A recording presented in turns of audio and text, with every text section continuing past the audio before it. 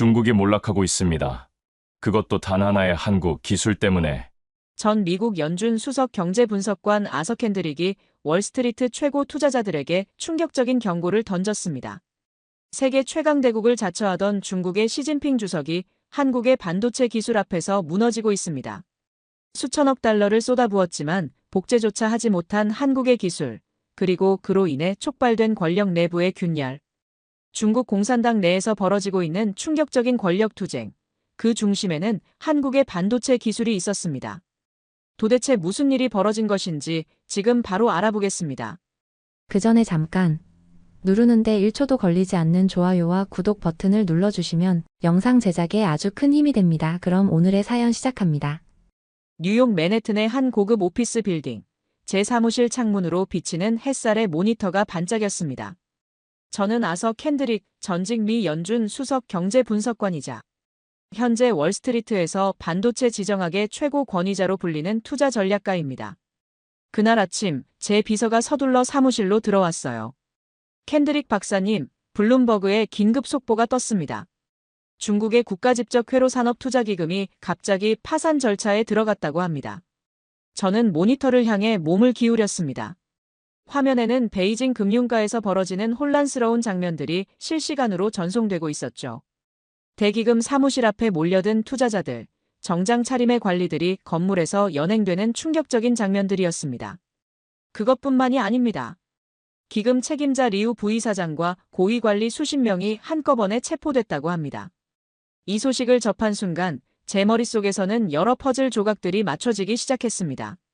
지난 몇 개월간 중국 정부가 야심차게 추진해온 반도체 굴기 프로젝트, 그리고 시진핑 주석이 한국의 반도체 기술 독점을 끝내겠다며 공언했던 모든 발언들이 떠올랐죠.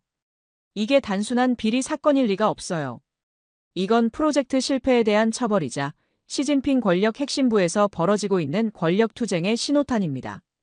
비서는 의아한 표정으로 저를 바라봤습니다. 그녀뿐만 아니라 이 뉴스를 접한 대부분의 분석가들은 이를 단순한 중국 내부의 부패, 척결 움직임으로만 해석하고 있었죠. 하지만 저는 달랐습니다. 지난 3년간 중국의 반도체 산업을 심층 분석해온 전문가로서 이 사건의 본질을 간파할 수 있었어요. 제임이 오늘 모든 일정을 취소하고 반도체 관련 최신 데이터를 모두 가져다 줘요. 특히 삼성과 하이닉스의 최근 특허 정보와 시진핑이 지난 3개월간 했던 모든 발언을 정리해 주세요. 제가 이렇게 빠르게 반응할 수 있었던 건 제 독특한 배경 덕분이었습니다. 20년 전 MIT에서 경제학과 전자공학을 동시에 전공한 저는 기술과 경제의 교차점에 항상 관심이 있었죠. 연준에서 근무하는 동안 저는 기술 혁신이 국가 경제력과 국제 정치에 미치는 영향을 연구했고, 특히 반도체 산업이 세계 질서를 재편하는 핵심 변수라는 점을 일찍이 간파했습니다. 제 사무실 벽에는 대학 시절부터 모아온 다양한 CPU와 메모리 칩들이 전시되어 있었어요. 그 중에서도 삼성전자의 초기 디램부터 최신 낸드 플래시까지의 진화 과정을 보여주는 컬렉션은 제 자랑이었죠. 방문객들은 종종 경제학자가 왜 이런 것들을 모으냐고 물었지만 저에게 이 작은 칩들은 단순한 전자부품이 아니라 세계 경제의 심장박동을 보여주는 지표였습니다. 그날부터 저는 잠도 제대로 자지 못한 채 자료를 분석했습니다. 중국 반도체 기금의 투자 내역, 시진핑의 비공개 연설문, 삼성과 하이닉스의 최신 특허 출원 자료, 중국 최대 파운드리 SMIC의 생산 데이터까지. 모든 증거는 한 방향을 가리키고 있었어요. 시진핑이 자신의 사면임을 정당화하고 기술 자립을 과시하기 위해 한국의 3나노 GAA 공정을 복제하라는 비밀 명령을 내렸다는 것. 그리고 그 프로젝트가 처참히 실패했다는 것입니다. 3나노 GAA 기술은 반도체 역사에서 혁명적인 진보였습니다. 트랜지스터의 게이트를 채널 주변에 360도로 감싸는 이 기술은 누설 전류를 최소화하고 성능을 극대화했죠. 삼성이 세계 최초로 상용화에 성공한 이 기술은 인텔과 대만의 TSMC조차 완전히 따라잡지 못한 영역이었습니다. 그런데 시진핑은 무리하게 이 기술을 단숨에 복제하려 했던 것이죠. 한밤중, 저는 중국 내부에서 흘러나온 비밀 문건 하나를 입수했습니다. 그것은 중국 과학기술부의 내부 보고서로 반도체 굴기 프로젝트의 목표와 예산, 그리고 실패 원인을 적나라하게 분석한 내용이었어요. 목표 2022년까지 한국의 3나노 GAA 공정 복제 성공 및 자체 IP 확보. 예산 총 1,800억 달러 약 240조 원. 책임자 리우젠 과기부 차관, 시진핑 주석 직속. 군사적 연계 장유샤 장군 주도 차세대 무기체계 프로젝트와 직접 연계. 그리고 실패 원인 분석 부분에서 가장 충격적인 문장을 발견했습니다. 복제 대상인 삼성의 3나노 기술이 지속적으로 진화하여 목표물이 계속 이동함. 현재 한국은 이미 2세대 GAA 기술 개발을 완료한 것으로 추정되며 우리의 역설계 노력은 이미 구식이 된 기술을 쫓고 있을 가능성이 높음. 이 문장을 읽는 순간 저는 전율을 느꼈습니다. 이것은 단순한 기술적 실패가 아니라 전략적 재앙이었어요. 중국은 엄청난 자원을 투입하고도 목표물조차 제대로 식별하지 못했던 것입니다. 저는 즉시 제 오랜 친구이자 동료인 마이클 브라운에게 전화했습니다. 그는 전직 CIA 기술 분석관으로 현재는 실리콘밸리의 벤처캐피털에서 근무하고 있었죠. 마이크, 자네 중국의 반도체 스파이 활동에 대해 들은 것이 있나? 마이크의 목소리는 조심스러웠습니다. 아서, 이건 보안 전화가 아니네. 하지만 그래. 그들은 최근 몇 년간 한국과 대만의 기업들을 집중적으로 노리고 있었어. 특히 삼성과 하이닉스의 엔지니어들에게 연봉의 10배를 제안하며 헤드헌팅을 시도했지. 하지만 그들이 얻은 것은 대부분 퍼즐의 일부에 불과했어. 한국 기업들은 핵심 기술을 놀라울 정도로 잘 보호하고 있었거든. 그럼 시진핑의 무리한 명령이 이번 실패의 원인이라고 생각하나? 마이크는 잠시 침묵했다가 대답했습니다. 아서, 나도 최근 소식을 들었네. 중국 내부에서 큰 지진이 일어나고 있어. 시진핑이 이 프로젝트에 자신의 정치적 생명을 걸었다는 소문이 있어. 그는 반도체 굴기를 자신의 사면임 정당화 수단으로 삼았거든. 그리고 지금 실패했어. 이 대화는 제 분석을 더욱 확신하게 만들었습니다. 중국 반도체 기금의 파산과 관계자 체포는 단순한 부패 문제가 아니라 시진핑 체제의 핵심 프로젝트 실패에 따른 정치적 후폭풍이었던 것입니다. 일주일 후, 저는 월스트리트 최고 투자자들이 모인 비공개 포럼에서 제 분석 결과를 발표했습니다. 발표 주제는 중국 반도체 위기와 시진핑 권력의 균열이었죠. 맨해튼의 한 고급 호텔 컨퍼런스룸에는 월스트리트의 거물들이 모여 있었습니다. 골드만삭스, JP모건, 블랙록의 고위 임원들부터 유명 헤지펀드 매니저들까지 그들 모두가 중국과 반도체 산업의 미래에 대한 통찰을 얻기 위해 이곳에 모였죠. 저는 무대에 올라 깊은 숨을 들이마셨습니다. 이번 발표는 제 경력에서 가장 중요한 순간이 될 것이란 걸 알았죠. 스크린에 첫 슬라이드가 떴습니다. 기술이 정치를 이긴다. 한국 반도체가 중국 권력 구도를 뒤흔드는 방법. 여러분, 지금 중국에서 벌어지고 있는 일은 단순한 기업 비리가 아닙니다. 이것은 시진핑 주석이 한국의 반도체 기술을 따라잡기 위해 천문학적인 자금을 쏟아부은 국가 프로젝트의 실패와 직접적으로 연결되어 있습니다. 발표장에는 긴장감이 감돌았습니다. 이어서 제가 중국의 반도체 기술 수준과 한국과의 격차를 그래프로 보여주자 참석자들 사이에서 웅성거림이 일었죠. 한국의 삼성전자와 SK하이닉스는 이미 3나노 GAA 공정을 상용화했고 이는 세계에서 가장 앞선 기술입니다. 중국이 아무리 돈을 쏟아부어도 이 기술 격차는 최소 5년에서 7년입니다. 시진핑은 이 격차를 단숨에 따라잡으려 했고 그것이 이번 실패의 원인입니다.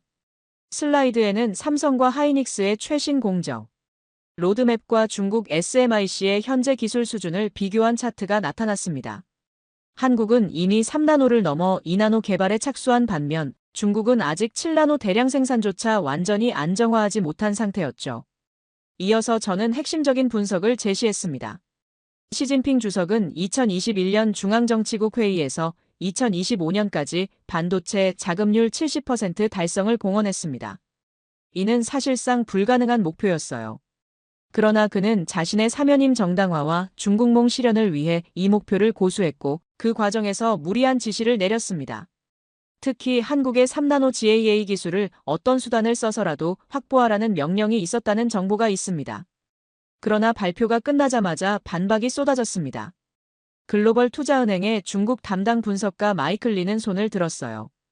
캔드릭 박사님, 중국은 이미 5나노 공정에 진입했다고 발표했습니다.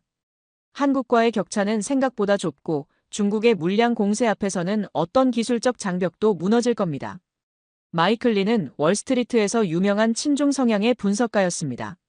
그는 항상 중국의 기술력과 경제력을 과대평가하는 경향이 있었죠. 저는 미소를 지으며 대답했습니다. 리 씨, 당신은 한국 기술의 깊이를 전혀 모르고 계십니다. 나노미터 숫자만 비슷하다고 같은 기술이 아닙니다. 수율, 성능, 전력 효율 등에서 중국의 기술은 한국에 비해 초보 수준입니다. 공식 발표와 실제 역량 사이에는 엄청난 간극이 있어요. 저는 스크린에 새로운 슬라이드를 띄웠습니다. 그것은 중국 SMIC의 5나노 시제품과 삼성의 3나노 양산품의 실제 성능 비교 데이터였어요. SMIC의 5나노는 사실상 대만 TSMC의 7나노 수준에 불과합니다. 그리고 수율은 20%에도 미치지 못해요. 반면 삼성의 3나노는 수율이 이미 75%를 넘었습니다. 더구나 전력 효율성은 3배 이상 차이가 납니다. 이건 마치 초등학생과 올림픽 선수를 비교하는 것과 같습니다. 참석자들 사이에서 웃음이 터져나왔습니다. 마이클 리의 얼굴이 붉어졌어요. 또 다른 분석가가 질문했습니다. 그렇다 해도 이것이 어떻게 시진핑의 정치적 생명을 위협할 수 있다는 건가요? 중국은 이런 실패를 숨기는데 능숙하지 않습니까? 저는 고개를 가로저었습니다. 이번은 다릅니다. 시진핑은 이 프로젝트에 자신의 정치적 생명을 걸었어요. 그는 기술 자립을 중국몽의 핵심으로 내세웠고 반도체는 그 상징이었죠. 프로젝트 실패는 단순한 기술적 좌절이 아니라 정치적 타격입니다. 더구나 이 프로젝트에는 군부의 예산까지 동원됐다는 정보가 있습니다. 이는 군부 실세인 장유샤 장군과 밀접한 관련이 있는 프로젝트였다는 뜻이죠. 저는 화면에 중국 공산당의 권력 구도를 보여주는 차트를 띄웠습니다. 시진핑 파벌, 장유샤를 중심으로 한 군부 세력 그리고 경제 관료들로 구성된 후진타오 계열 세력이 복잡하게 얽혀있는 모습이었죠. 시진핑은 2018년 헌법을 개정해 종신 집권의 길을 열었지만 그의 권력은 결코 절대적이지 않습니다. 그는 계속해서 성과를 보여줘야 했고 기술 자립은 그 핵심이었어요. 이번 실패로 그의 리더십은 심각한 도전에 직면했습니다. 발표가 끝난 후 여러 투자자들이 저에게 다가왔습니다. 그들 중 대부분은 제 분석에 깊은 관심을 보였고 중국 투자 전략을 재검토하겠다고 말했어요. 하지만 몇몇은 여전히 회의적이었습니다. 블랙록의 수석 전략가인 제임스 윌슨은 저에게 귓속말로 물었습니다. 캔드릭, 당신의 분석이 맞다면 이건 엄청난 지정학적 변화를 의미하는데 정말 확신하나? 저는 고개를 끄덕였습니다. 제임스, 나는 20년간 이 분야를 연구해왔네. 중국의 반도체 전략은 근본적인 오류를 갖고 있어. 그들은 돈으로 모든 것을 해결할 수 있다고 생각했지. 하지만 첨단 반도체는 단순한 제조업이 아니라 과학, 공학, 경험의 복합체야. 한국이 수십 년간 쌓아온 노하우를 단기간에 따라잡는 건 불가능해. 그날 저녁, 제 발표 내용은 중국 관영 매체의 맹렬한 반박을 받았습니다. CGTN은 특별방송을 통해 중국의 반도체 기술 발전을 대대적으로 선전했습니다. 중화인민공화국은 자체 기술로 5나노 공정에 성공적으로 진입했으며 한국 기술을 따라잡는 것은 시간 문제일 뿐입니다. 서구 분석가들의 불안감 조성 시도는 중국의 기술 굴기를 막을 수 없습니다. 방송에는 베이징의 한 반도체 연구소 내부 영상이 나왔는데 수백 명의 엔지니어들이 첨단 장비 앞에서 작업하는 모습이 보였습니다. 하지만 제 눈에는 그 장비들이 대부분 표면적인 과시용이라는 것이 보였죠. 실제 첨단 공정에 필요한 EUV 리소그래피 장비는 보이지 않았거든요. 제 사무실로 중국 언론의 보도 내용이 실시간으로 들어왔습니다. 그들의 필사적인 반응은 오히려 제 분석이 정확하다는 방증이었죠. 저는 그날 밤 늦게까지 보고서를 작성했습니다. 제목은 기술 패권의 종말 중국 반도체 전략의 실패와 시진핑 체제의 위기였습니다. 다음 날 아침, 저는 비밀리에 한국에서 온 메일 한 통을 받았습니다. 삼성전자 반도체 사업부의 한 엔지니어가 보낸 것이었어요. 그는 자신의 이름을 밝히지 않았지만 메일 내용으로 보아 상당히 고위직에 있는 사람임을 알 수 있었습니다. 캔드릭 박사님, 저희는 귀하의 분석에 깊이 공감합니다. 하지만 한 가지 놓치고 계신 것이 있습니다. 중국이 복제하려 했던 3나노 GAA 기술은 이미 저희가 지난해 양산에 성공한 1세대 기술입니다. 저희는 이미 2세대 GAA 공정 개발을 완료하고 양산 테스트까지 마쳤습니다. 중국이 훔치고 분석했던 모든 데이터는 사실상 구형 기술에 불과합니다. 메일에는 중국 스파이들이 확보한 것으로 추정되는 기술 문서의 날짜와 버전 정보가 첨부되어 있었습니다. 그것은 확실히 삼성의 구형 기술이었어요. 이 메일을 읽는 순간 저는 전율을 느꼈습니다. 한국 기업들의 기술력은 제가 예상했던 것보다 훨씬 앞서 있었던 겁니다. 그리고 한 가지 더 알려드리자면 저희는 이미 2나노 공정에 대한 기초 연구를 완료했습니다. 이는 현재 어떤 경쟁사도 달성하지 못한 수준입니다. 중국이 우리의 기술을 따라잡기 위해 노력하는 동안 우리는 이미 2세대 앞을 달리고 있습니다. 이 메일의 진위를 확인하기 위해 저는 즉시 대만의 반도체 장비 업체 관계자에게 연락했어요. 그는 제 오랜 정보원 중 한 명이었죠. 캔드릭 박사, 우리는 삼성의 새 공정용 장비를 이미 납품했습니다. 그들이 무엇을 개발하는지는 비밀이지만 기존 기술보다 성능이 40% 이상 향상된 칩을 만들고 있다는 소문이 있습니다. 중국은 아직 첫 단계도 제대로 복제하지 못했는데 한국은 벌써 다음 세대로 넘어갔어요. 그는 잠시 머뭇거리다가 더 낮은 목소리로 말을 이었습니다. 그리고 말이죠. 삼성의 연구소에서는 24시간 불이 꺼지지 않습니다. 저희가 장비를 설치하러 갔을 때 봤는데 엔지니어들이 밤샘 작업을 일상적으로 하더군요. 한국의 기술 발전 속도는 정말 믿기 힘들 정도입니다. 그들의 위기의식과 헌신은 타의 추종을 불허해요. 이 정보는 제 분석의 마지막 퍼즐 조각이었습니다. 중국의 복제 시도는 처참한 실패로 끝났을 뿐 아니라 그들이 쫓고 있던 기술조차 이미 구식이 되어버린 것입니다. 수율은 0%에 가까웠고 천문학적인 돈만 허공에 사라졌죠. 저는 제 보고서에 이 내용을 추가했습니다. 중국의 반도체 전략은 단순히 기술적으로 실패한 것이 아니라 전략적으로 잘못된 방향을 택했다. 그들은 한국의 현재 기술을 따라잡으려 했지만 한국은 이미 미래 기술로 나아가고 있었다. 이는 마치 움직이는 표적을 쫓는 것과 같았으며 결국 실패할 수밖에 없는 전략이었다. 이틀 후 충격적인 소식이 전해졌습니다. 반도체 프로젝트 실패의 책임을 지고 중국의 반도체 펀드 총책임자 리우가 공식적으로 숙청당했다는 것입니다. 중국 관영신화통신은 그가 심각한 규율 위반으로 조사를 받고 있다고만 짧게 보도했죠. 그런데 더 흥미로운 정보가 비공식 채널을 통해 흘러나왔어요. 홍콩에 기반을 둔 정치 뉴스레터 베이징 워치는 리우가 숙청 직전 장유샤 장군 측의 모든 실패는 시진핑의 무리한 지시 때문이라는 비밀 보고서를 넘겼다는 소문을 보도했습니다. 보고서에는 시진핑이 기술 전문가들의 조언을 무시하고 비현실적인 목표와 일정을 강요했다는 내용이 담겨 있었다고 해요. 또한 이 프로젝트에 중국 인민해방군의 예산이 전용되었다는 폭탄적인 내용도 포함되어 있었습니다. 저는 곧바로 중국 정치 전문가인 MIT의 장 교수에게 연락했습니다. 그는 중국 공산당 내부 권력 구도에 관한 세계적인 권위자였죠. 장 교수님, 장유샤 장군과 후진타오 전 주석 사이에 어떤 관계가 있습니까? 장 교수의 대답은 예상대로였습니다. 장유샤는 후진타오 시절 급속 승진한 인물로 시진핑과는 사이가 좋지 않습니다. 그는 시진핑의 군부 장악 시도에 은밀히 저항해온 것으로 알려져 있죠. 그런데 왜 물으시나요? 제 머릿속에서 모든 퍼즐이 맞춰지는 순간이었어요. 저는 장 교수에게 제가 입수한 정보를 공유했습니다. 그렇군요. 이것은 매우 중요한 정보입니다. 장 교수의 목소리가 흥분으로 떨렸습니다. 아서, 당신은 중국 내부에서 벌어지고 있는 권력 투쟁의 핵심을 포착한 것 같아요. 시진핑은 2018년 이후 권력을 더욱 강화했지만 내부적으로는 여전히 저항이 있어 왔습니다.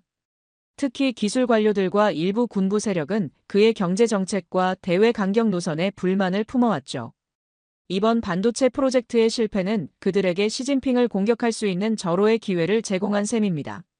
이것은 단순한 기술 실패가 아니라 중국 권력 구도를 뒤흔들 수 있는 사건이었습니다. 프로젝트 실패로 인한 막대한 국고 손실은 시진핑의 리더십에 심각한 타격을 줄 것이고, 특히 이 프로젝트의 군부의 예산까지 끌어다 쓴 사실이 드러나면 군부의 불만은 폭발할 것이 분명했죠. 장 교수는 계속해서 분석을 이어갔습니다. 그리고 잊지 말아야 할 것이 있습니다. 후진타오는 시진핑에게 굴욕적으로 권력을 넘겨준 후 2년간 침묵해왔지만 결코 그의 정치적 영향력을 완전히 상실한 것은 아닙니다. 그는 여전히 공청단 출신 관료들과 긴밀한 관계를 유지하고 있으며 시진핑의 실수를 기다려왔을 가능성이 높습니다. 그리고 바로 이때 2년간 와신 상담하던 후진타오가 움직이고 있다는 정보가 들어왔습니다. 홍콩의 사우스 차이나 모닝 포스트는 후진타오가 최근 베이징 근교에서 여러 원로 간부들과 비공개 모임을 가졌다고 보도했어요. 표면적으로는 건강 회복을 축하하는 자리였지만 실제로는 시진핑의 리더십에 대한 우려를 논의하는 자리였다는 분석이 나왔습니다. 후진타오는 이 기회를 놓치지 않을 것입니다. 장 교수가 말했습니다. 그는 군부와 경제 관료들을 규합해 시진핑을 향한 압박을 시작할 겁니다. 직접적인 도전은 아니더라도 집단 지도 체제로의 복귀를 요구하며 시진핑의 권한을 제한하려 할 가능성이 높아요. 저는 이 모든 정보를 바탕으로 새로운 보고서를 작성했습니다. 제목은 반도체 전쟁 시진핑의 실패와 중국 권력 구도의 변화였습니다. 이 보고서는 월스트리트의 주요 투자자들 사이에서 비밀리에 공유되었고 큰 반향을 일으켰습니다. 2주 후, 저는 뉴욕 이코노믹 클럽의 한 투자 포럼에 초청받았습니다. 주제는 동아시아 지정학과 투자 전략이었죠. 맨해튼의 고급 호텔 연회장에는 월스트리트의 핵심 인사들이 모두 모였습니다. 이날 제 강연은 그 어느 때보다 주목받았어요. 무대에 올라 마이크를 잡은 저는 청중들의 기대에 찬 눈빛을 느낄 수 있었습니다. 모두가 중국의 미래와 아시아 정세에 대한 저의 분석을 듣기 위해 귀를 기울였죠. 여러분, 이것은 단순한 기술 격차가 아닙니다. 한국은 반도체로 중국의 미래를 파괴하고 그들의 정치 체제마저 뒤흔들고 있습니다. K반도체는 이제 단순한 상품이 아니라 동북아의 지정학을 결정하는 가장 강력한 전략 무기가 된 것입니다. 청중들은 제 발언에 충격을 받은 듯 했습니다. 일부는 의심스러운 표정을 지었지만 대부분은 깊은 관심을 보였어요. 저는 이어서 구체적인 데이터를 제시했죠. 삼성전자와 SK하이닉스의 3나노 공정 수율은 이미 80%를 넘어섰습니다. 반면 중국의 최첨단 공정 수율은 20%에도 미치지 못합니다. 장비 국산화율에서도 한국은 70%에 육박하는 반면 중국은 30% 수준입니다. 그리고 핵심 인력면에서도 한국은 세계 최고 수준의 반도체 엔지니어 1만 명 이상을 보유하고 있지만 중국은 그 절반에도 미치지 못합니다. 스크린에는 각종 그래프와 차트가 연이어 나타났습니다. 한국과 중국의 반도체 기술 격차, 투자 효율성 비교, 특허 출원 건수 추이 등 객관적인 데이터들이었죠. 숫자는 명확했습니다. 한국은 모든 지표에서 중국을 압도하고 있었어요. 더 중요한 것은 이 격차가 줄어들기는커녕 오히려 벌어지고 있다는 점입니다.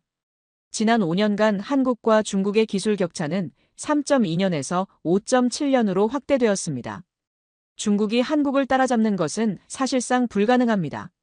저는 잠시 물을 마시고 이어서 말했습니다. 한국의 힘은 초격차를 유지하려는 끊임없는 자기 혁신과 위기감에서 나옵니다. 그것은 돈으로 살 수 있는 영역이 아닙니다. 돈을 쏟아붓는 접근 방식은 한계가 있어요. 중국은 1,800억 달러를 투자했지만 한국은 그 3분의 1의 투자로 두세대 앞선 기술을 개발했습니다. 이것이 바로 기업가 정신과 장인 정신의 차이입니다. 청중 중에서 한 중국계 투자자가 손을 들어 질문했습니다. 캔드릭 박사님, 중국은 미국의 제재 때문에 어려움을 겪고 있을 뿐입니다. ASML의 EUV 장비를 구매할 수 없는 상황에서 어떻게 경쟁할 수 있겠습니까? 제재가 풀리면 상황은 달라질 것입니다. 이 질문은 많은 친중 분석가들이 흔히 하는 변명이었습니다.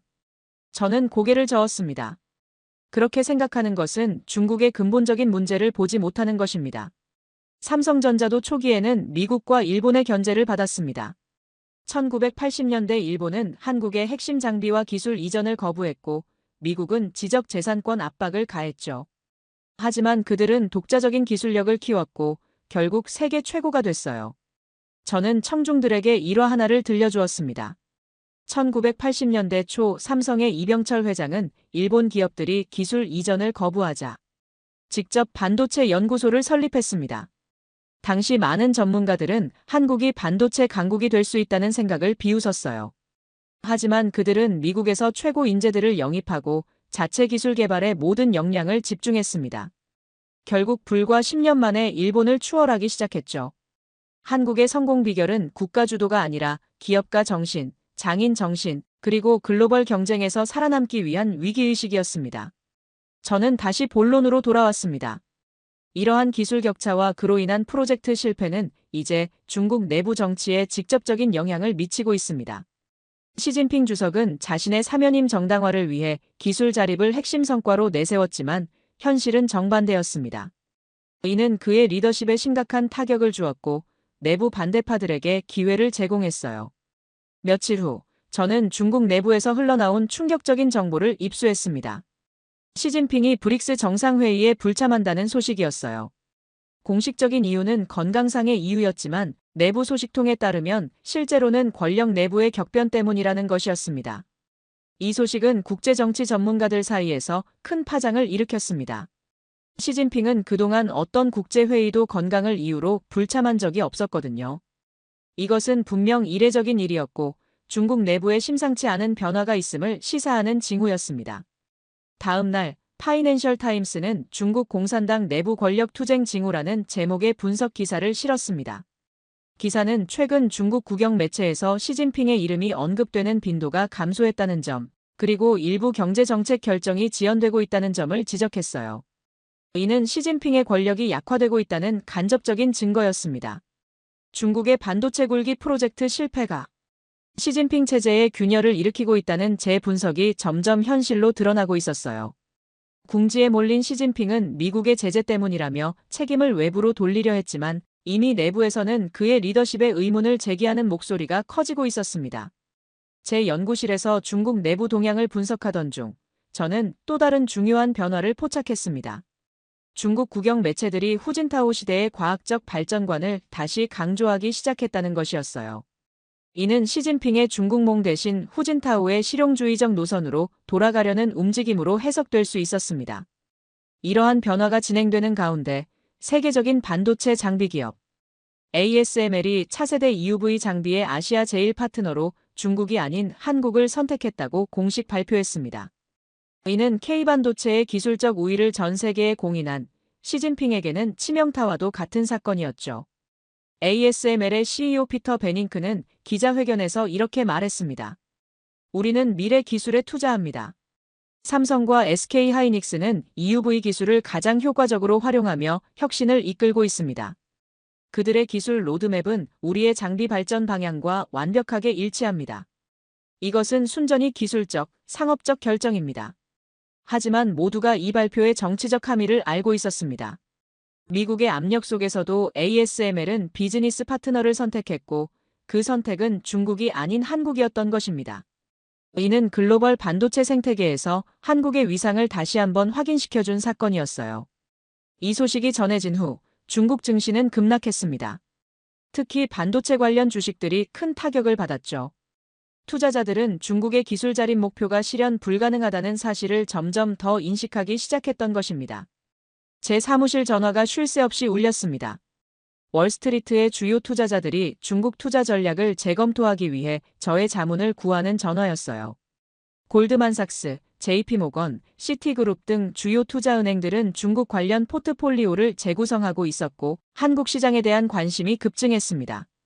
그리고 마침내 블룸버그 TV에서 단독 인터뷰를 요청해왔습니다. 그들은 특별 프로그램 테크 지정학 반도체가 권력을 어떻게 재편하는가를 기획하고 있었고 저를 핵심 게스트로 초청한 것이었죠. 인터뷰 준비를 위해 저는 한국과 중국의 반도체 산업에 관한 최신 데이터를 모두 검토했습니다. 특히 최근 입수한 삼성전자의 2세대 GAA 기술에 관한 정보는 매우 중요했습니다. 이 기술은 기존 기술보다 성능이 40% 향상되고 전력 소비는 30% 감소시킨 혁신적인 것이었어요. 인터뷰 당일, 저는 뉴욕 블룸버그 스튜디오에 도착했습니다. 메이크업과 마이크 테스트를 마치고 저는 카메라 앞에 앉았습니다. 진행자인 에밀리 창은 이 분야의 전문가로 날카로운 질문으로 유명했죠. 켄드릭 박사님, 최근 중국에서 벌어지고 있는 일련의 사건들이 단순한 우연이 아니라 한국 반도체 기술과 관련이 있다는 주장을 하셨는데요. 이에 대해 더 자세히 설명해 주시겠습니까? 저는 자신감 있게 대답했습니다. 시진핑의 중국몽은 한국의 반도체라는 벽을 넘지 못하고 좌초했습니다. 후진타오의 복수는 성공했지만 그가 역전할 수 있었던 결정적 무기는 바로 한국의 삼성과 하이닉스가 만들어준 셈입니다. 이것은 21세기 국제 정치의 새로운 현실을 보여줍니다. 핵무기가 아닌 반도체가 국가의 운명을 결정하는 시대가 온 것입니다. 에밀리는 놀란 표정으로 되물었습니다. 그렇다면 박사님은 한국의 반도체 기술이 실제로 중국의 정치 체제를 위협하고 있다고 보시는 건가요? 그렇습니다. 기술은 이제 단순한 경제적 자산이 아니라 지정학적 무기가 되었어요. 시진핑은 자신의 권력 기반을 강화하기 위해 기술 자립을 핵심 목표로 내세웠습니다. 특히 반도체는 그 상징이었죠. 하지만 한국의 기술력 앞에서 그 목표는 완전히 좌절되었고 이는 그의 정치적 권위에 심각한 타격을 주었습니다. 저는 스튜디오에 준비해간 태블릿을 가리키며 설명을 이어갔습니다. 이 그래프를 보세요. 중국이 반도체 굴기에 투자한 금액은 지난 5년간 1,800억 달러에 이릅니다. 이는 한국의 총 투자액의 3배가 넘는 규모입니다. 하지만 결과는 어떻습니까? 한국은 3나노, 곧 2나노 시대로 진입하고 있지만 중국은 아직 7나노 대량 생산조차 안정화하지 못했습니다. 이것이 바로 돈으로 살 수 없는 기술력의 차이입니다. 에밀리는 다음 질문을 던졌습니다. 중국이 반도체 기술에서 한국을 결코 따라잡을 수 없다고 보시는 이유는 무엇인가요? 핵심은 기술 개발 방식의 차이에 있습니다. 중국은 국가 주도로 막대한 자금을 투입하는 하향식 접근법을 취하고 있어요. 반면 한국은 기업 주도의 상향식 혁신을 추구합니다. 삼성과 하이닉스는 글로벌 시장에서 살아남기 위해 끊임없이 혁신하며 실패를 두려워하지 않는 기업 문화를 가지고 있습니다. 또한 한국의 반도체 엔지니어들은 세계 최고 수준의 전문성과 헌신을 보여주고 있어요. 이런 차이는 돈으로 메울 수 없습니다. 인터뷰는 30분간 계속되었고 시청률은 블룸버그 TV 기술 프로그램 중 역대 최고를 기록했습니다. 제 인터뷰가 방송된 후 글로벌 금융시장에는 큰 변화가 일어났습니다. 투자자들은 중국 시장에서 자금을 빼내 한국 시장으로 몰려오기 시작했어요. 한국 증시는 일주일 만에 7% 이상 상승했고 특히 삼성전자와 SK하이닉스의 주가는 두 자릿수 상승률을 기록했습니다. 캔드릭 보고서는 전 세계 금융가의 필독 자료가 되었고 저의 분석은 이제 정설로 굳어지고 있었습니다. 심지어 중국 내부에서도 제 분석을 참고하는 움직임이 있다는 소식이 들려왔어요. 그로부터 일주일 후 저는 하버드 비즈니스 스쿨에서 특별 강연을 요청받았습니다. 강연 주제는 기술 혁신과 국가 경쟁력 한국 반도체 사례 연구였습니다. 하버드의 케이스 스터디로 한국 반도체 산업이 선정된 것은 처음 있는 일이었죠. 강연장에는 하버드 MBA 학생들뿐 아니라 보스턴 지역의 투자자들과 기술기업 임원들까지 가득 모였습니다. 저는 단상에 올라 청중들을 바라보며 말했습니다. 핵심은 트랜지스터의 크기가 아니었습니다. 위기를 기회로 만들고 불가능에 도전하는 한국인의 위대한 기업가 정신이 공산당의 국가 통제 시스템을 이긴 것입니다. 자유로운 창의성과 장인 정신, 끊임없는 혁신이 승리한 것이죠. 이 발언은 기술 분석을 넘어 철학적 통찰로 받아들여졌습니다. 저는 이어서 한국 반도체 산업의 역사를 간략히 소개했습니다. 1983년 삼성전자가 64K D램 개발에 성공했을 때 세계는 이를 주목하지 않았습니다. 당시 일본이 반도체 시장을 장악하고 있었고 한국은 모방자에 불과하다고 여겨졌죠. 하지만 불과 10년 후 한국은 세계 D램 시장의 선두에 올랐습니다. 어떻게 이런 일이 가능했을까요? 저는 청중들에게 한국 기업들의 독특한 기업 문화와 혁신 전략을 설명했습니다. 한국 기업들은 패스트 팔로워에서 퍼스트 무버로 전환하는 데 성공했습니다. 그들은 먼저 세계 최고 기업들의 기술을 철저히 연구하고 그 다음 그것을 뛰어넘는 독자적인 기술을 개발했어요. 또한 위기를 혁신의 기회로 삼는 문화가 있습니다. 1997년 IMF 위기 때도 R&D 투자를 줄이지 않았고 2008년 글로벌 금융위기 때는 오히려 투자를 확대했죠. 강연이 끝난 후 하버드 경영대학원 학장은 저에게 감사의 뜻을 전하며 말했습니다. 캔드릭 박사님, 오늘 강연은 우리 학생들에게 큰 영감을 주었습니다. 기술과 정치, 경제가 어떻게 상호작용하는지에 대한 통찰력 있는 분석이었습니다. 저희는 이 사례를 정식 커리큘럼에 포함시킬 계획입니다. 미 연준과 재무부는 비공식적으로 저에게 자문을 요청했고 반도체 공급망 재편 전략에 제 분석을 적극적으로 반영하기 시작했어요. 저는 월스트리트를 넘어 워싱턴 정가에도 막강한 영향력을 미치는 인물이 되었습니다. 한 달 후 제 예측대로 중국 내부에서는 변화의 조짐이 뚜렷해졌습니다. 시진핑의 측근으로 알려진 몇몇 고위 관리들이 건강상의 이유로 직책에서 물러났고 후진타오 계열로 분류되는 인사들이 주요 경제 부처의 책임자로 임명되기 시작했어요. 특히 첨단기술 산업정책을 총괄하는 부서의 수장이 교체된 것은 큰 의미가 있었습니다. 홍콩의 사우스 차이나 모닝 포스트는 중국 공산당 내부에서 실용주의 노선으로의 회귀, 움직임이 감지된다는 분석 기사를 실었습니다. 기사는 기술 자립을 향한 무리한 도전보다는 글로벌 협력을 통한 점진적 발전을 추구하는 방향으로 정책이 선회하고 있다고 보도했어요. 이 모든 변화는 제가 예측한 대로 진행되고 있었습니다. 한국의 반도체 기술이 중국의 정치 지형을 바꾸고 있었던 것입니다. 어느 날 한국의 한 방송사가 저를 인터뷰하기 위해 뉴욕을 찾아왔습니다. KBS 특별 취재팀이었죠.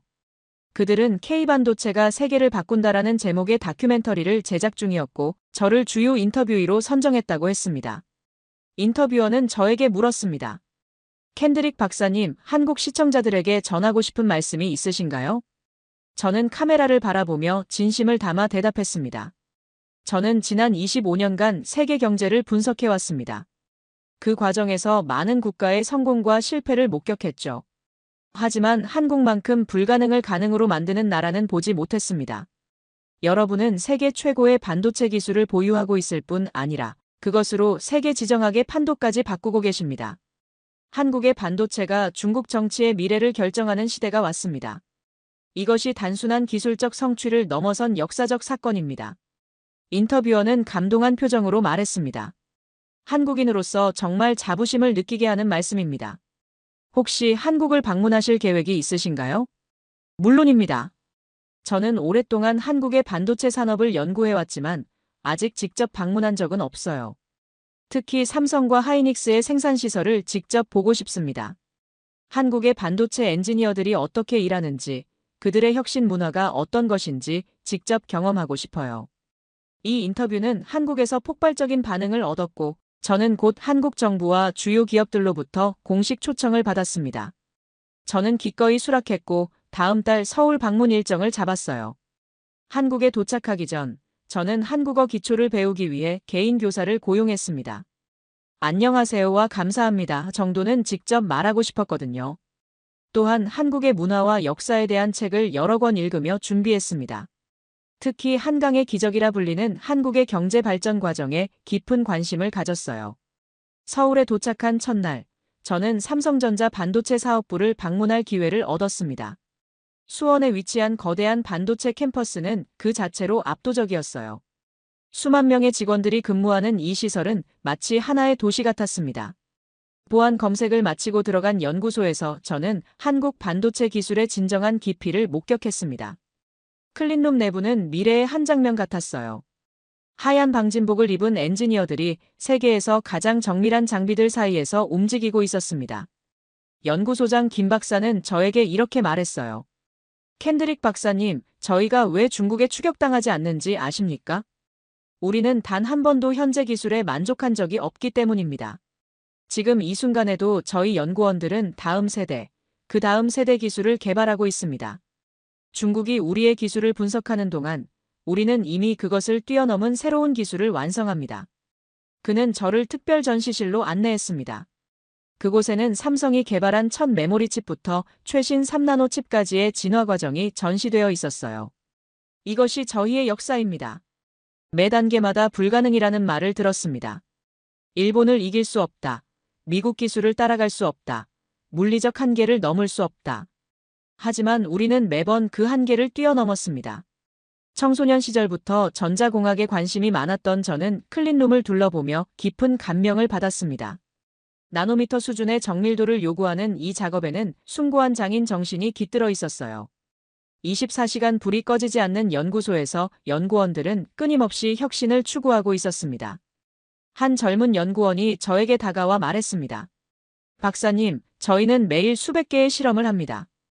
그중 99%는 실패합니다. 하지만 그 1%의 성공이 우리를 세계 최고로 만드는 것이죠. 김 박사가 이어서 말했습니다. 우리는 수백 번의 실패를 견뎌내며 성공에 도달합니다. 그리고 성공한 순간 다시 처음부터 시작합니다. 이것이 우리의 문화입니다. 김 박사의 이 말은 제게 깊은 울림을 주었습니다. 이것이야말로 중국이 돈으로 살 수 없는 가치였습니다. 위기를 기회로 만들고 불가능에 도전하는 정신. 세계 최고가 된 후에도 계속해서 자신을 뛰어넘으려는 집념. 이것이 한국 반도체의 진정한 경쟁력이었던 것입니다. 다음 날, 저는 SK 하이닉스의 이천 공장을 방문했습니다. 그곳에서도 비슷한 광경을 목격했어요.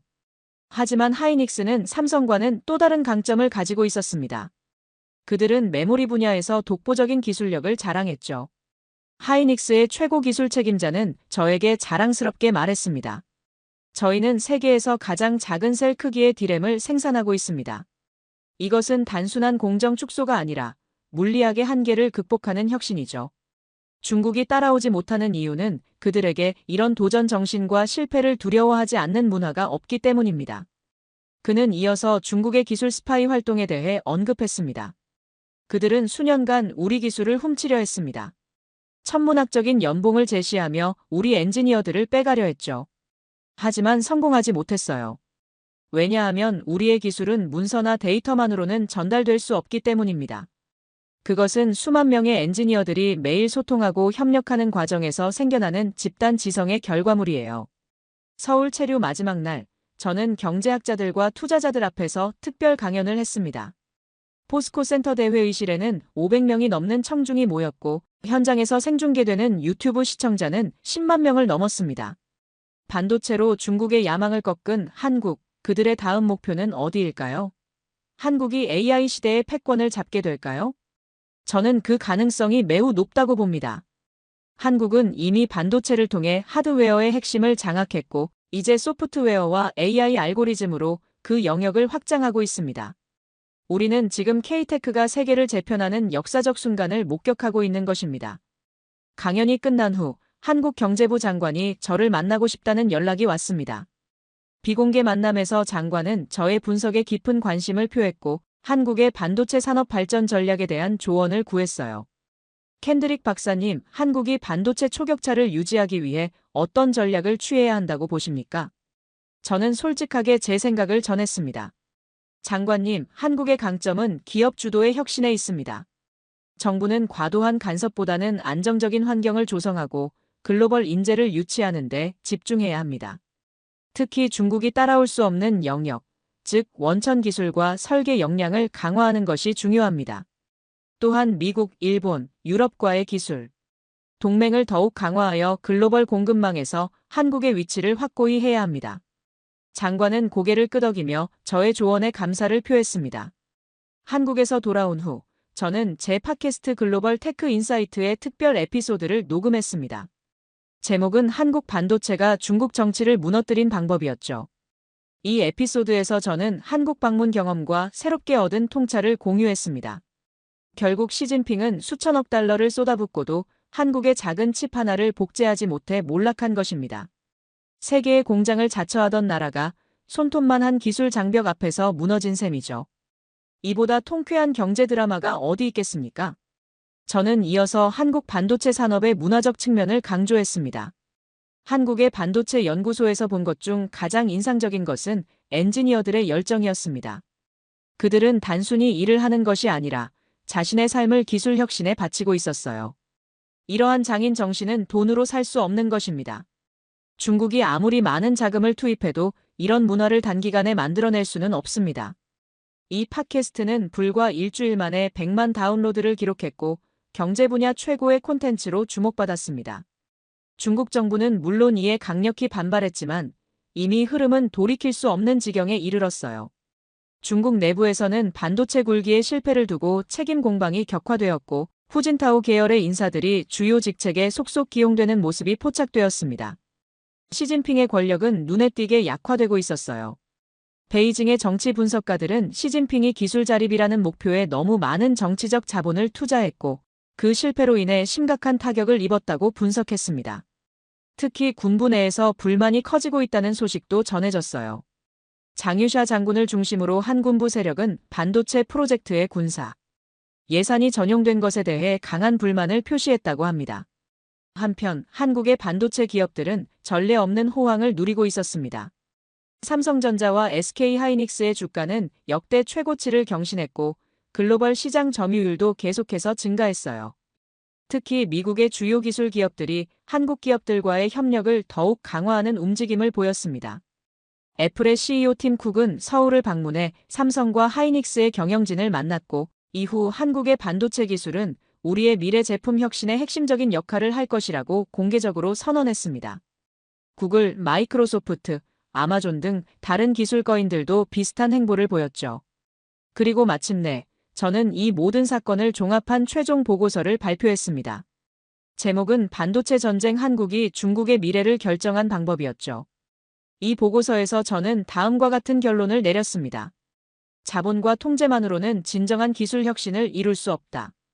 이 사건은 수십 년간 묵묵히 한 우물을 판 대한민국의 장인 정신과 집념이 어떻게 세계 경제의 판도를 바꾸고 나아가 거대 권력의 향방까지 결정짓는지를 보여준 자랑스러운 쾌거다.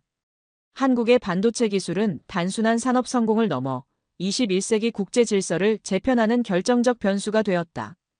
이 보고서는 전 세계 정부 기관과 기업들의 필독서가 되었고 하버드 비즈니스 스쿨에서는 케이스 스터디로 채택했습니다. 많은 국가들이 한국의 성공 모델을 벤치마킹하기 시작했죠. 한국의 성공 사례는 다른 개발도상국들에게도 큰 영감을 주었습니다. 인도, 베트남, 브라질 등의 국가들은 한국의 반도체 발전 모델을 연구하기 시작했고 자국의 기술 혁신 전략을 재검토했습니다. 제가 처음 이 분석을 발표했을 때만 해도 대부분의 사람들은 믿지 않았습니다. 반도체라는 작은 칩이 어떻게 세계 최대 강국 중 하나의 정치적 운명을 좌우할 수 있느냐는 것이었죠. 하지만 이제 그것은 부정할 수 없는 현실이 되었습니다. 한국은 반도체를 통해 기술 패권뿐만 아니라 국제 정치의 판도까지 바꾸는 저력을 보여주었습니다. IMF 위기 때 금모으기 운동으로 세계를 놀라게 했던 그 나라가 이제는 첨단 기술로 강대국의 운명을 좌우하는 시대가 온 것입니다. 몇 개월 후 저는 한국 정부로부터 뜻밖의 초청장을 받았습니다. 대한민국 산업훈장을 수여한다는 것이었어요. 저는 한국 반도체 산업의 글로벌 위상을 높이는 데 기여한 공로를 인정받은 것이었습니다. 서울 청와대에서 열린 시상식에서 한국 대통령은 저에게 이렇게 말했습니다. 켄드릭 박사님, 당신은 한국의 기술력을 세계에 알리는 데 크게 기여하셨습니다. 우리 국민들에게 자부심과 자신감을 주셨어요. 한국은 이제 기술을 통해 세계 역사를 쓰고 있습니다. 그리고 당신은 그 역사의 증인이자 전달자입니다. 시상식 후 열린 만찬에서 저는 삼성전자와 SK하이닉스의 CEO들과 대화할 기회를 가졌습니다. 그들은 저에게 깊은 감사를 표했고 한국 반도체 산업의 미래 비전을 공유했어요. 우리는 이제 반도체를 넘어 AI 반도체, 퀀텀 컴퓨팅, 바이오칩 등 새로운 영역으로 도전하고 있습니다. 한국의 기술 혁신은 계속될 것이고 세계 역사에 더 큰 발자취를 남길 것입니다. 뉴욕으로 돌아온 저는 이 모든 경험을 담은 책을 집필하기 시작했습니다. 제목은 실리콘 지정학 반도체가 세계 질서를 어떻게 재편하는가였습니다. 이 책은 출간 전부터 큰 주목을 받았고 주요 출판사들이 계약을 위해 경쟁했어요. 책의 서문에서 저는 이렇게 썼습니다. 20세기가 석유를 둘러싼 지정학에 의해 형성되었다면 21세기는 실리콘을 둘러싼 기술 패권이 세계 질서를 결정할 것이다. 그리고 그 중심에는 한국이 있다. 손톱만 한 칩이 거대한 국가의 운명을 결정하는 새로운 시대가 도래했다. 한국의 기술력은 이제 단순한 산업적 성공을 넘어 세계 정치의 판도를 바꾸는 지정학적 무기가 되었다. 제 책은 출간 직후 뉴욕타임스 베스트셀러 1위에 올랐고 전 세계 23개 언어로 번역되었습니다. 특히 한국어판은 출간 일주일 만에 50만 부가 팔리는 기록을 세웠죠. 저는 세계 각국을 돌며 북투어를 진행했고 어디서나 열렬한 환영을 받았습니다.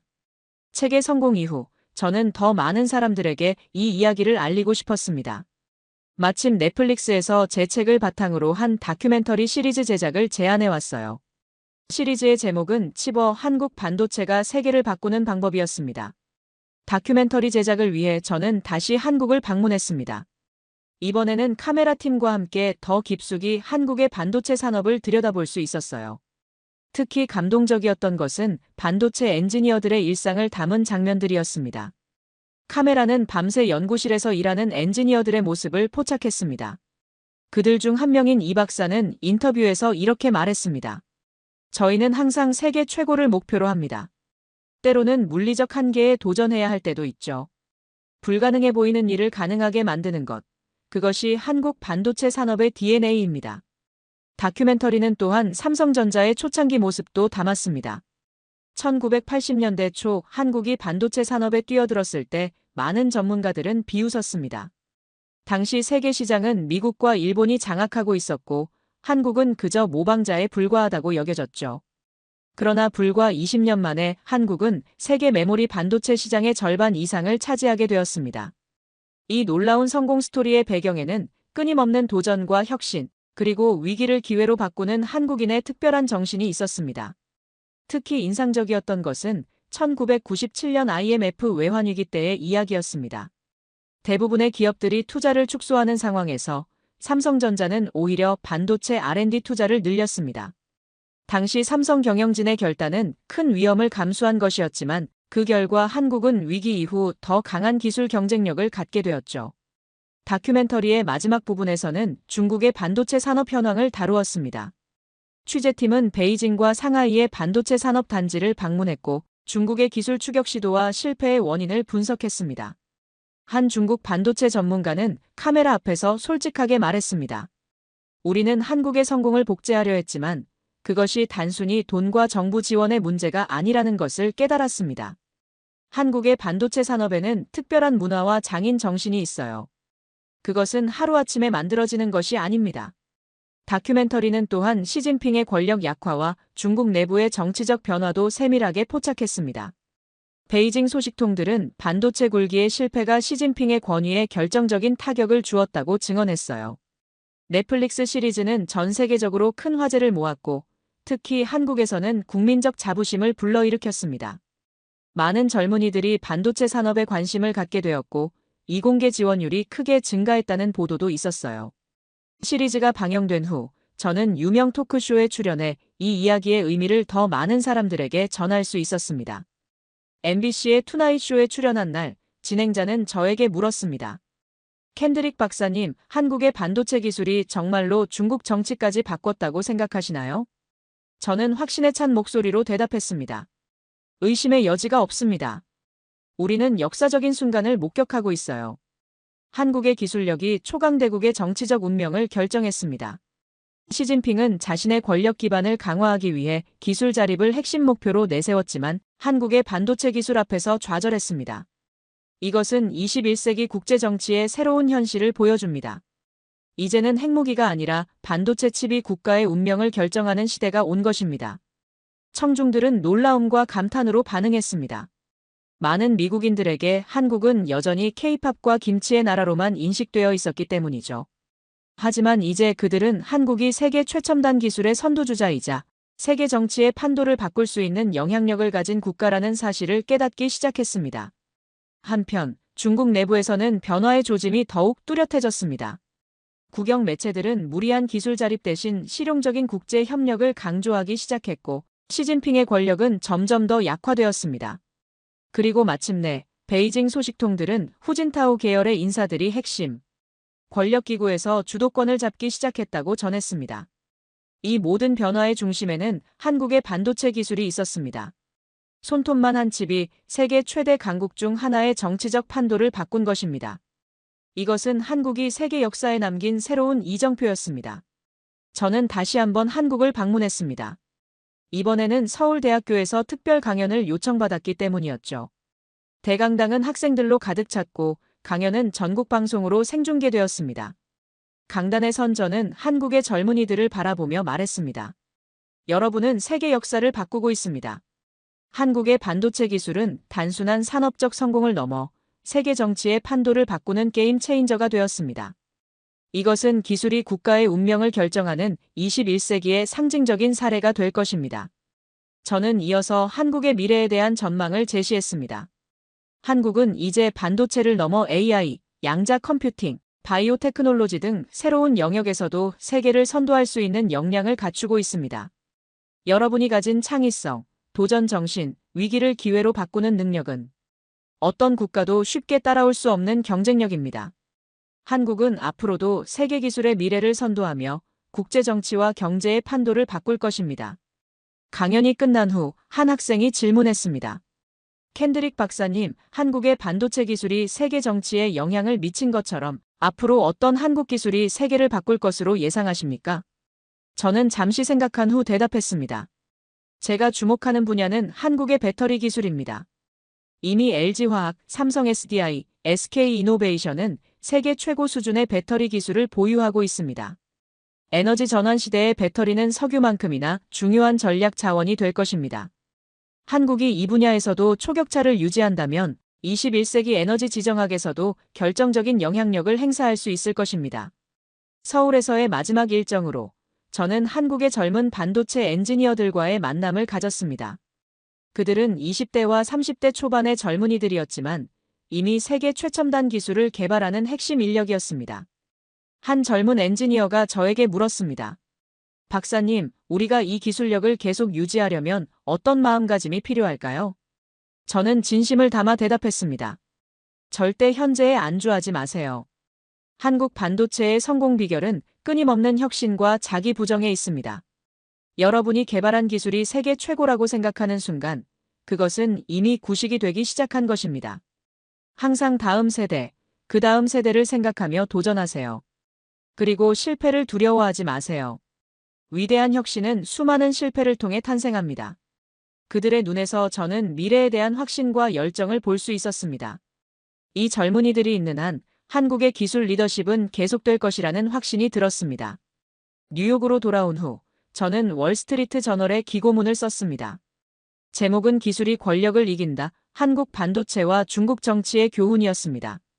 이 글에서 저는 한국의 성공 사례가 다른 국가들에게 주는 교훈을 정리했습니다. 한국의 성공은 국가 주도의 하향식 접근법보다 기업가 정신과 시장 원리에 기반한 혁신이 더 효과적임을 보여준다. 중국의 실패는 막대한 자금과 국가 통제만으로는 진정한 기술 혁신을 이룰 수 없다는 것을 증명한다. 기술 혁신은 창의성, 도전 정신, 실패를 두려워하지 않는 문화에서 비롯된다.